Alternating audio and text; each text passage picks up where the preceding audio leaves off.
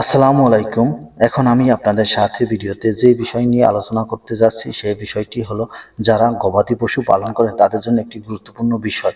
এই বিষয়টি যদি আপনি সঠিকভাবে বুঝতে না পারেন তাহলে আপনার খামার করে লস হতে পারে এবং আপনার খামারে বড় ধরনের অসুবিধা হতে পারে এবং এটি যে একটি রোগ আপনি সঠিকভাবে ধরতেও পারবেন না, কেননা এই বিষয় যদি আপনার ধারণা না থাকে।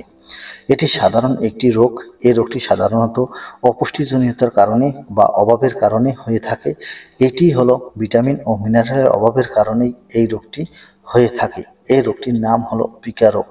এই পিকা রোগ যদি গরুর হয়ে থাকে বা গরু ছাগলের হয়ে থাকে তাহলে গরু ছাগলের মুখ বারবার জিবলা বের করবে এবং বিভিন্ন স্থানে চাটাচাটি করবে এবং অনেক সময় দেখা যাবে যে খাদ্যগুলো খাওয়ার নয়, অপ্রয়োজনীয় খাদ্য যেমন মাটি, পলিথিন এবং কাঠ বা ময়লা আবর্জনা এইগুলো গরু খাবে।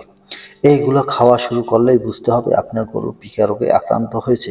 এই পিকা রোগে আক্রান্ত হওয়ার কারণেই হলো একটিমাত্র কারণ হলো অপুষ্টিজনিত কারণে। কেননা আপনার অপুষ্টিজনিত কারণেই এই রোগটি হয়ে থাকে। আপনার গরুর যে খাবার দিতে আছেন এই খাবারে যদি প্রচুর পরিমাণ লবণ না থাকে এবং মিনারেল যদি না থাকে, খনিজ পদার্থ যদি না থাকে, তাহলে এই রোগটি বেশিরভাগই গরুর হয়ে থাকে। তাই আপনারা আপনার খামারের গরুকে নিয়মিত লবণ এবং মিনারেল খাওয়াবেন বা যদি সম্ভব হয় প্রতিটি গরুর সামনে মিনারেল ব্লক দিবেন। এভাবে যদি আপনি দিয়ে রাখেন তাহলে আপনার গরুটি দ্রুত সুস্থ হয়ে যাবে।